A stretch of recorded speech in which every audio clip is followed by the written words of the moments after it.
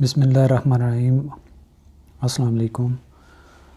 आज हम gratuity start करेंगे। जो पेंशन रूल्स हम पढ़ रहे थे और आपको अब तक आइडिया हो चुका होगा कि ग्रेचुइटी क्या होती है। ग्रेचुइटी वो होती है कि अगर किसी की सर्विस 10 साल से कम है और नॉर्मली वो सर्विस छोड़ना चाहता है और उसको अगर गवर्नमेंट कंपनसेट करती है तो उसको बेसिक पे जितने साल उसने सर्विस की हो उससे मल्टीप्लाई करके जो बेनिफिट दिया जाता है उसको ग्रेचुइटी कहते हैं।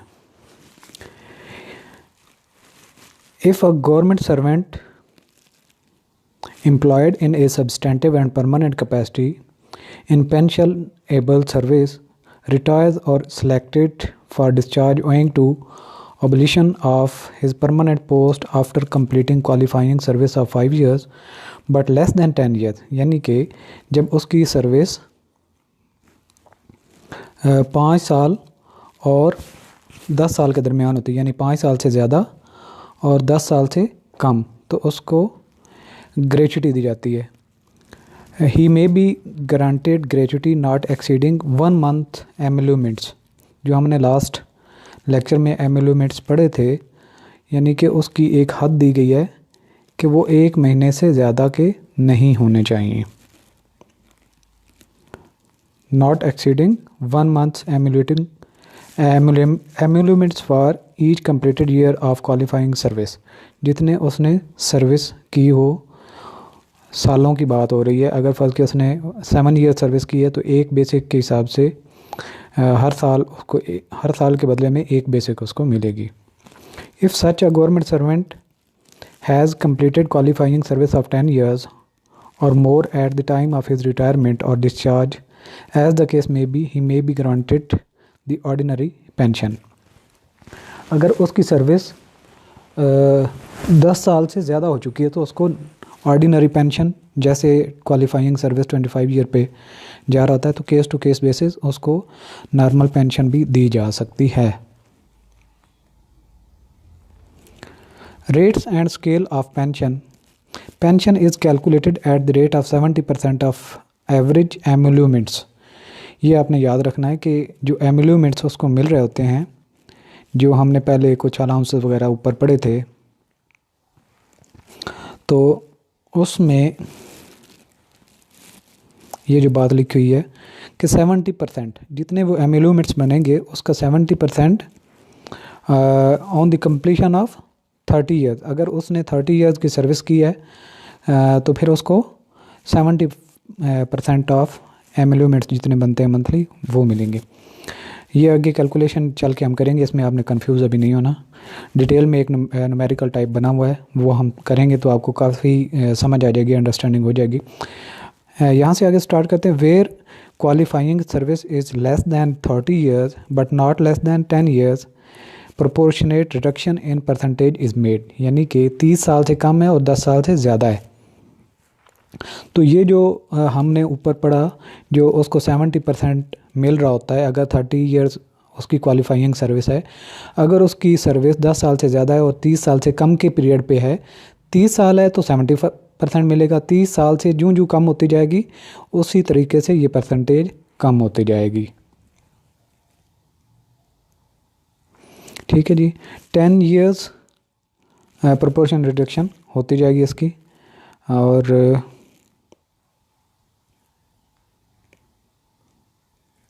The pension table regulating all the 4 pensions, जो हमने ऊपर पेंशन पढ़ी, कंपनसेशन पेंशन है, सुपरएनुएशन पेंशन है, इनवैलिड पेंशन है and retiring pension is as under.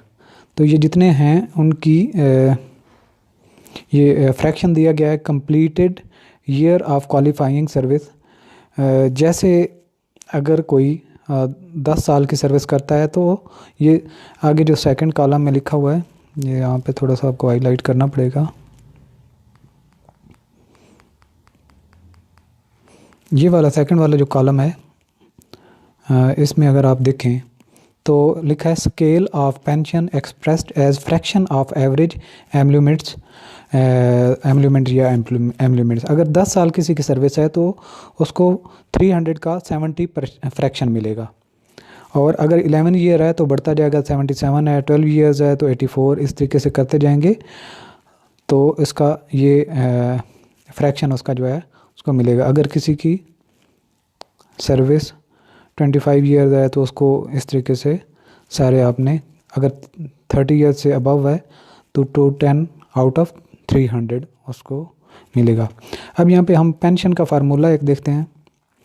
Last पे ड्रॉन जो हमने एब्लूमेट्स देखे थे और सारी की सारी जो प्लस हमने किए थे वो जो उसकी लास्ट पे ड्रॉन होगी मल्टीप्लाई बाय 7, ये फार्मूले का है, multiply length of qualifying service. अब टोटल सर्विस अगर किसी ने 30 साल की है उसमें से एक्स्ट्रा ऑर्डिनरी लीव भी उसकी 3-4 साल थी तो वो माइनस करने के बाद जो उसकी क्वालिफाइंग सर्विस बचेगी वो यहाँ पे नोट की जाएगी और डिवाइडेड बाय 300। अब ये इसको आप याद रख लें, लास्ट पे ड्रॉन मल्टीप्लाई बाय 7 मल्टीप्लाई जितनी उसकी क्वालिफाइंग सर्विस होगी। पेंशन कम ग्रेचुइटी स्कीम 1954 क्या कहती है, ये जो लॉ है इसको हम पढ़ते हैं। In accordance with the provisions of pension come gratuity scheme, यानी कि जिसमें पेंशन भी मिलती है और कुछ ग्रेचुइटी भी दी जाती है। The payment of pension plus gratuity और both is regulated as under. A government servant who has rendered 5 years qualifying service or more but less than 10 years qualifying service may be granted gratuity। जैसे 5 साल से लेकर 10 साल तक के लिए जो पीरियड होगा उसके लिए ग्रेचुइटी दी जाएगी, not exceeding 1 month emoluments for each completed year of qualifying service. ये अब आपने बात याद रखनी है, यहाँ पे जो नोट डाउन की गई है कि अगर किसी की सर्विस 5 साल से 10 साल के दरमियान में है तो उसको जो एम्यूलमेंट्स हम काउंट करेंगे वो 1 मंथ की सैलरी से ज़्यादा नहीं होने चाहिए for each completed year of service. यानी अगर उसने 6 साल सर्विस कंप्लीट की थी तो जितने उसके साल बनते हैं मल्टीप्लाई बाई 1 मंथ की जितनी एम्यूलमेंट्स बन रहे थे वो उसको मिलेगा।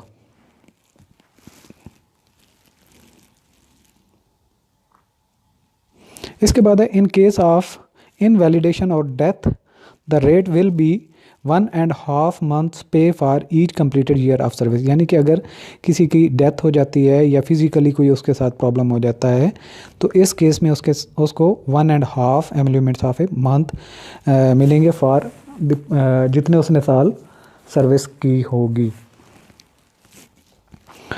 उसके बाद आता है in case a government servant dies before his retirement, अभी उसकी रिटायरमेंट नहीं हुई और उसकी डेथ हो गई, his pension is calculated as if he retired on invalid pension on the date following the date of his death.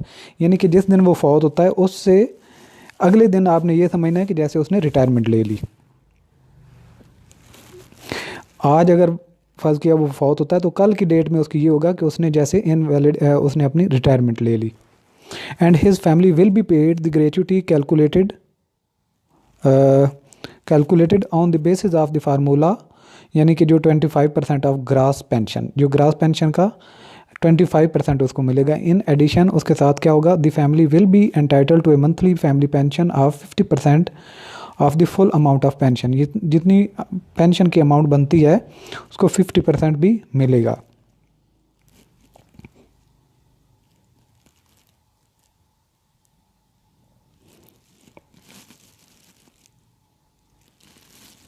In addition, the family will also be entitled to a monthly family pension, यानी कि एक तो उसकी pension बनेगी, दूसरी उसकी family के जो उसकी फैमिली के लिए पेंशन होगी वो 50% के रेट पे बनेगी। आगे फैमिली की डेफिनेशन हम पढ़ेंगे कि फैमिली में क्या क्या कौन कौन आते हैं और उनकी क्या कितना कितना हिस्सा होता है।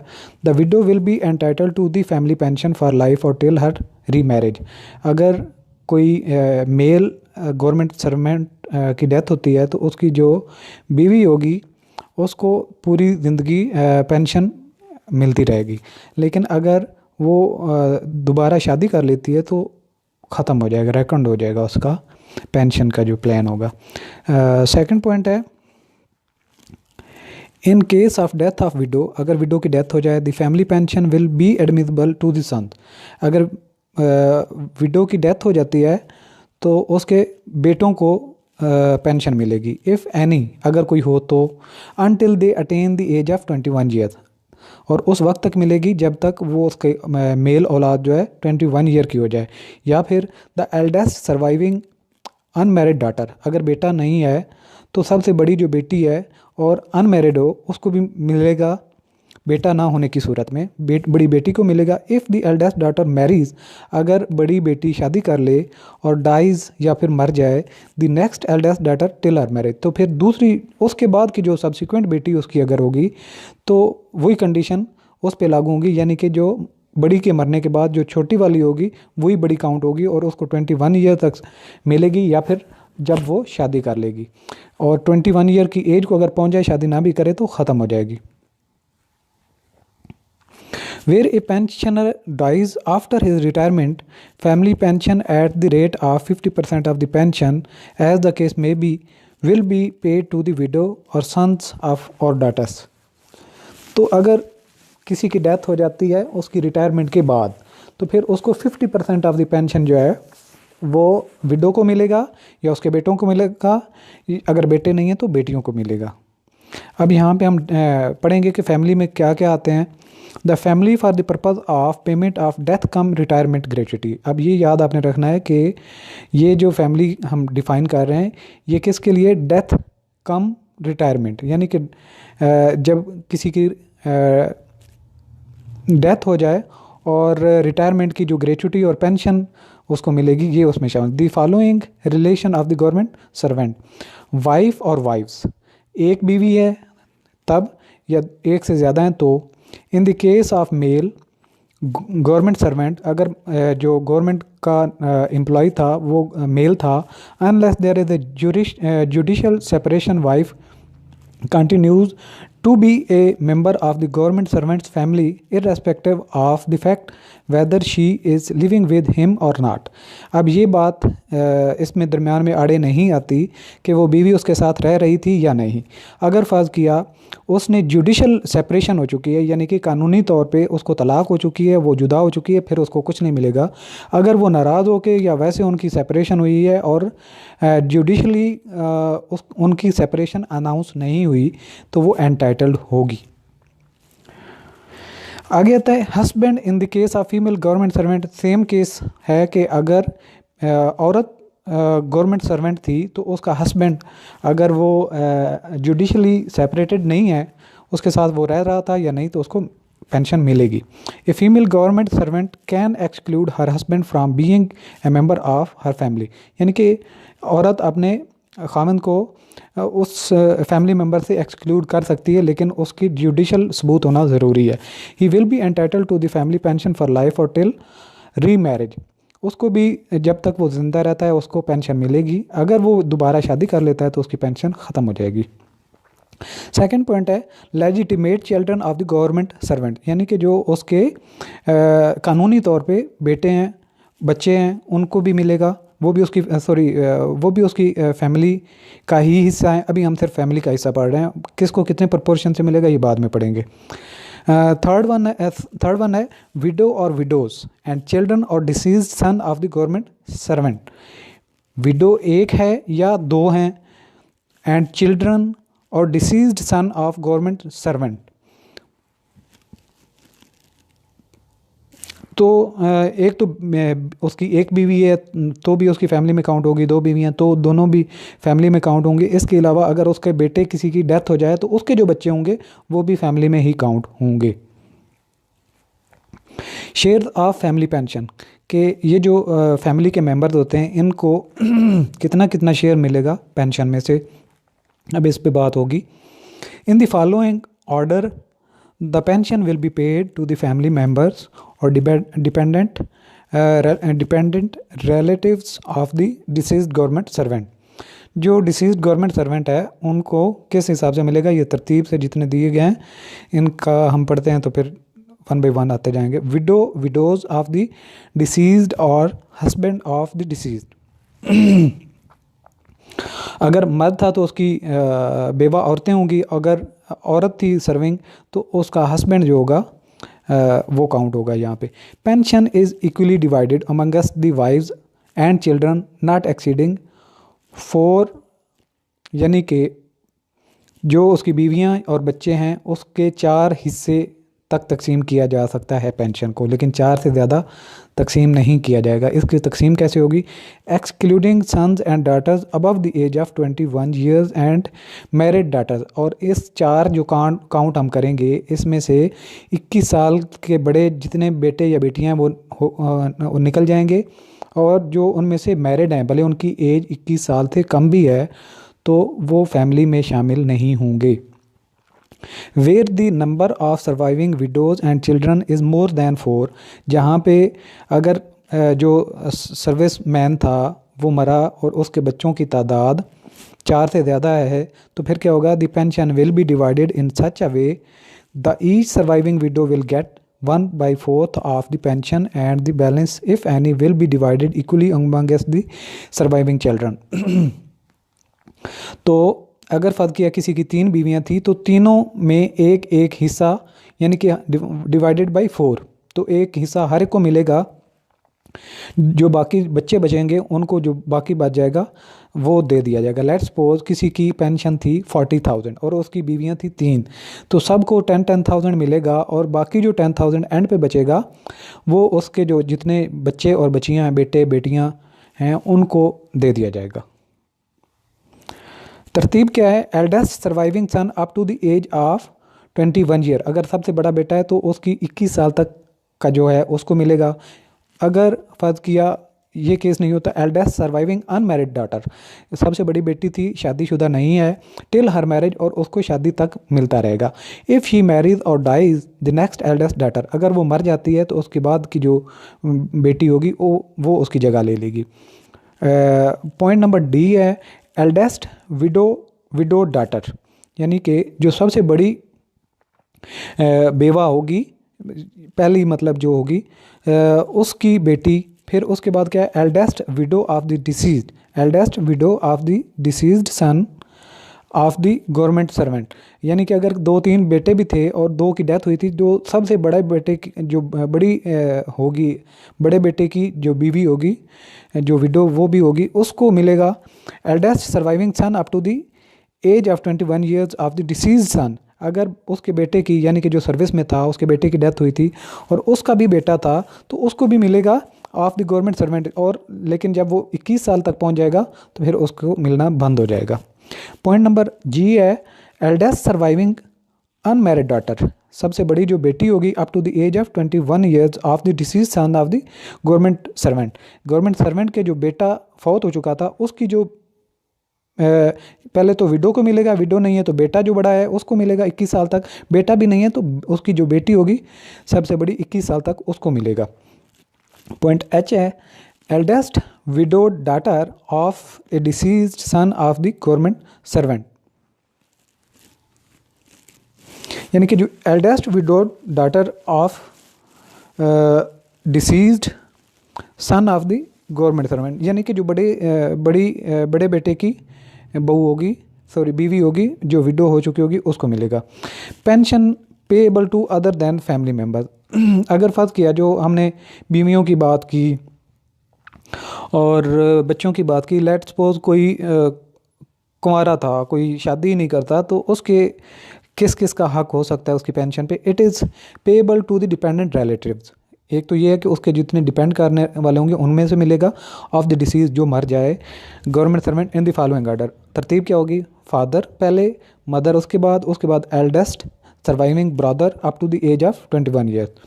अगर बाप है तो उसको मिलेगा, बाप नहीं है तो माँ को मिलेगा, माँ नहीं है तो सबसे जो बड़ा उसका भाई है उसको मिलेगा, और उसको उस वक्त तक मिलेगा जब तक वो 21 साल का नहीं हो जाता।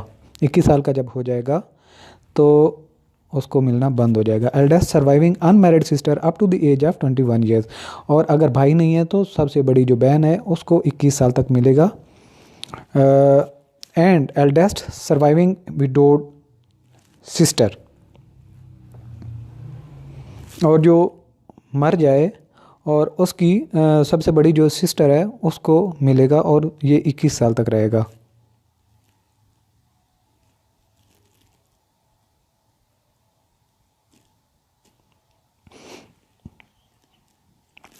और अगर फ़र्ज़ किया जो उसकी बहन थी उसके भी हस्बैंड की डेथ हो जाती, वो विडो हो जाती, तो फिर भी उसको मिलेगा और उस पे एज की लिमिट नहीं रहेगी।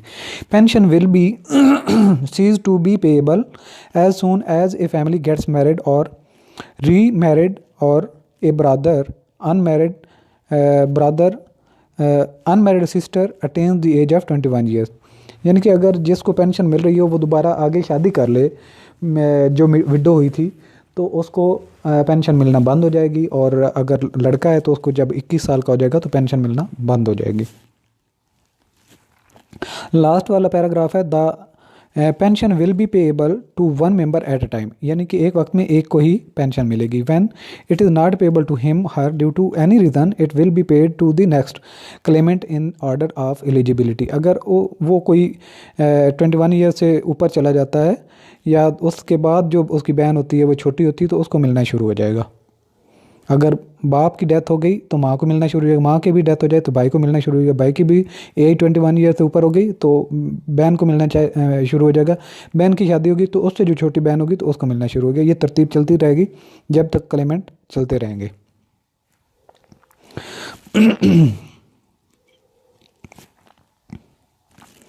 Where gratuity pension is payable to minor.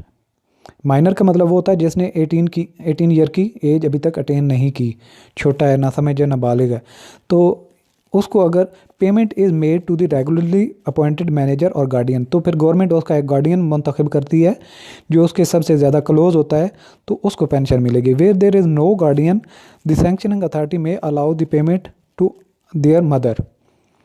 जहाँ पे गार्डियन उस बच्चे का नहीं होगा तो उसकी माँ को वो जो कम्पिटेंट अथॉरिटी है, जो सैंक्शनिंग अथॉरिटी है, वो अपॉइंट कर सकता है।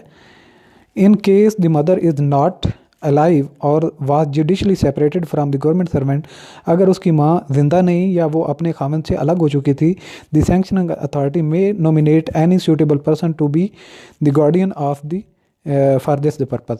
तो अगर इस केस में अगर उसकी माँ नहीं है तो फिर जो सैंक्शनिंग अथॉरिटी है वो कोई भी और जो उसको क्लोज होता है उसको नॉमिनेट कर सकता है as a guardian. For female government servant the pension can be paid to the father of minor children. अगर जॉब करने वाली लड़की थी, औरत थी, तो उसकी डेथ हो गई तो उसके जो बच्चा होगा, माइनर है, छोटा है, तो उसकी गार्डियन जो है उसका बाप हो सकता है, यानी कि सीधा उसने उसका हस्बैंड नहीं लिखा बल्कि बच्चे का बाप लिखा है। If any employee remains missing for the period of 12 month, अगर कोई किसी को किडनैप कर लिया जाए या कहीं किसी वजह से गुम हो जाए, एबनॉर्मलिटी की वजह से, या साउंड माइंड ना रहे, 12 महीने के लिए वो मिस हो जाए, family pension may be allowed to his higher as admissible under the prescribed rules. तो इस केस में क्या होगा कि जो उसके फैमिली के बाकी मेंबर हैं, क्लेमेंट जो हैं, उनको पेंशन मिलना शुरू हो जाएगी। जी, पेंशन कैलकुलेशन का ये फार्मूला है। डाटा है कोई एक name of the government servant mister XYZ हैं, पोस्ट उसके पास थी जॉइंट सेक्रेटरी की, और डिपार्टमेंट एक है STI का बंदा था, डेट ऑफ बर्थ उसकी थी 56 की, यानी कि जनवरी की 5, 1956। Date of appointment 3/1/1980। Date of retirement उसकी हुई थी 27 जून 2012 में, और एक्स्ट्रा ऑर्डिनरी लीव EOL उसकी थी 10 अक्टूबर 1999 से लेके 9 अक्टूबर 92 तक। तो LFP leave, LFP stand for leave with full पे, ये 25/3/88 से लेके 24/5/88 तक उसने ली थी, और लास्ट पे उसने जो ली थी 59,500 थी। उसमें क्या क्या शामिल था?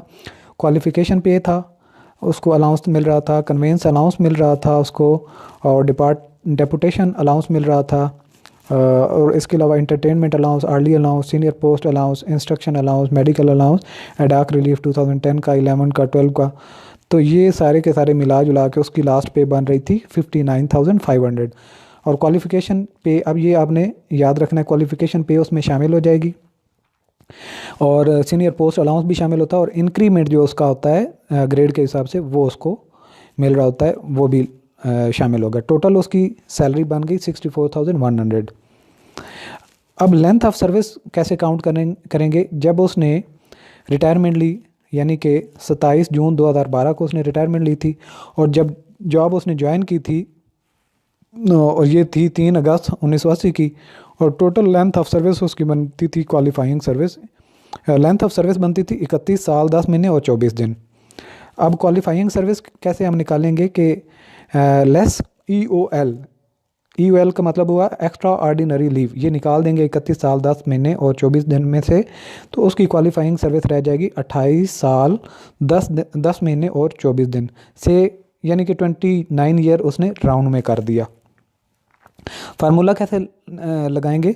लास्ट पे drawn multiply by 7 multiply by length of qualifying service जो हमने ऊपर काउंट की है डिवाइडेड बाई 300।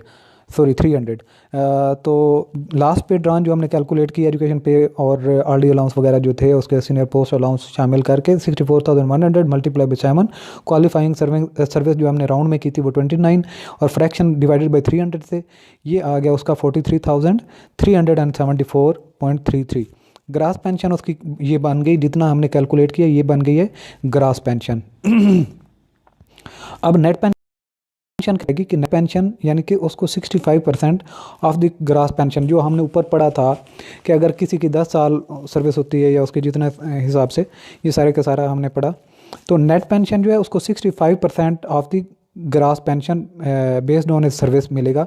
जो ग्रास पेंशन ऊपर हमने काउंट की उसका 65% लिया तो ये बना 28,193, और 15% इसमें इंक्रीज़ हुई थी 2010 का जो अडाक अलाउंस था 11 का 12 का, ये सारे मिला के स्पेशल पे आर्ली अलाउंस जो था 7,000, ये सारे मिला के 51,742 उसकी बन गई। अब कम्यूटेड वैल्यू ऑफ पेंशन हम कैसे काउंट करेंगे? जो क्योंकि उसने अभी 60 ईयर पे सर्विस के नहीं ली थी, उसकी कुछ एज रहती थी 60 ईयर में से, इसलिए उसको कम्यूट भी मिलेगा। कम्यूट का मतलब ये होता है कि अगर कोई 60 साल से पहले रिटायरमेंट ले ले तो उसको जो बाकी 3 साल बचे होते हैं उसकी भी कुछ बेनिफिट मिलते हैं। वो कैसे काउंट करते हैं ये देख लेते हैं। 35% ऑफ द ग्रास पेंशन, यानी कि जो ग्रास पेंशन हमने ऊपर काउंट की थी उसका 35% यहाँ पे कैलकुलेट कैसे करेंगे? 43,374 मल्टीप्लाई बाई 33%, और ये जितना बना। उसके बाद नेक्स्ट एज बर्थडे का कब थी? जब वो रिटायर्ड हुआ उसकी अगली उसकी कौन सी बात? डेट ऑफ बर्थ ओरिजिनल थी 5 जनवरी 1956, डेट ऑफ रिटायरमेंट उसकी थी 27 अगस्त 2012। अब नेक्स्ट एज जो उसकी बर्थडे बन रही थी 5 जनवरी 2013 में, और 5 जनवरी 2013 को उसने हो जाना था 57 ईयर का। अब एज की बेस पे ये फ्रैक्शन जो उसको मिलेगा रेट जो है ये हम नीचे पढ़ लेंगे। रेट जो है 13.9888। कम्यूटेशन उसका कैसे होगा? जो ऊपर आपने 35% लिया ग्रास पेंशन का, इसको मल्टीप्लाई करेंगे इस फ्रैक्शन के साथ, मल्टीप्लाई बाय 12 तो उसका जितना ये बेनिफिट मिलेगा ये वंस उसको मिल जाएगा। अब कम्यूटेशन टेबल अंडर पे स्केल 2001 के हिसाब से ये बना हुआ है कि एज नेक्स्ट बर्थडे के हिसाब से अगर उसकी 20 साल हुई हो तो फिर ये फ्रैक्शन होता है, 21 साल हो तो ये फ्रैक्शन होता है। तो चलते जाएं तो आपके ये फ्रैक्शन आपको बताते जाएंगे।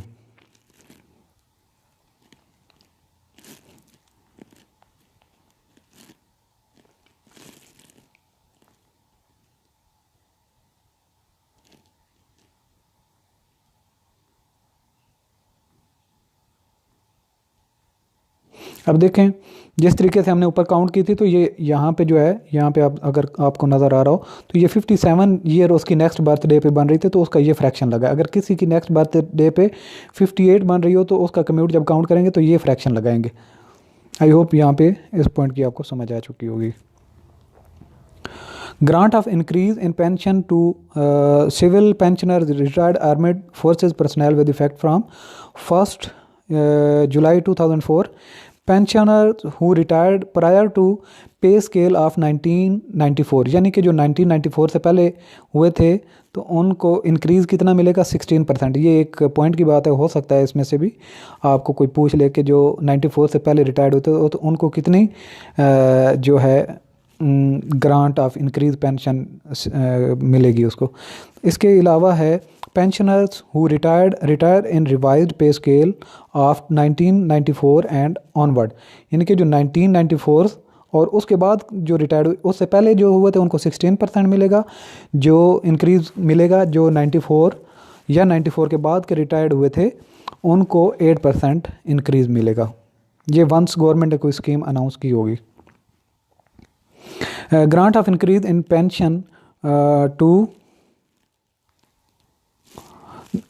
to civil pensioners retired armed forces with effect from 1st July 2005, 10% increase in pension will be allowed to the civil pensioners as well as to the retired armed forces personnel and government servants who would retire after on or after 1st July 2005 या उसके बाद, यानी कि 1 जुलाई को या 1 जुलाई के बाद जितने 2005 के बाद रिटायर्ड होंगे उनको 10% मिलेगा। ये भी आपने ये एक लेटर की अथॉरिटी भी नीचे मेंशन की हुई है, तो ये सिर्फ आपने पॉइंट नोट कर लेना है। Grant of increase in pension to civil pensioner retired armed forces with effect from 1 July 2016 से, अगर कोई 1 जुलाई 2006 या इसके बाद रिटायर्ड हुआ था तो फिर pensioner who retired prior to 97 उनको 20% मिलेगा। पेंशनर हु रिटायर्ड, ये रिवाइज्ड आई थी, जो रूल आते जा रहे हैं रिवाइज्ड पिछले ख़त्म हो जाते हैं, तो पिछले जो उन्होंने रेट ले रहे हूँ बाद में रिवाइज़ फिर हो जाती हैं, तो सेम इस तरीके से अब फिर रिवाइज़ इन्होंने 2006 में अगर फर्स्ट की तो ये जिन्होंने पहले अगर किसी ने 16% का बेनिफिट लिया था या 8% का किसी ने लिया था फिर उनको मिलेगा। Pensioners who retired prior to first May 1977 उनको 20% मिलेगा, और pensioners who retired on or after 19 May की 1 से लेके 1977 तक उनको 15% मिलेगा, और government servant who would retired on or after June 2006 तो उनको कितना 15% मिलेगा। ये भी लेटर की एक अथॉरिटी है। Grant of increase in pension to civil pensioners retired armed forces personnel with effect from 1 July 2008। यहाँ पे फिर पॉलिसी रिवाइज हुई थी कि 20% increase in pension has been allowed with effect from 1st July 2008 to civil pensioners of the federal government including civilian paid from defense estimates as well as retired armed forces personnel, उनको 20% मिलेगा जो 1 July 2008 या उसके बाद retired होंगे। ये भी इसकी अथॉरिटी है लेटर्स की।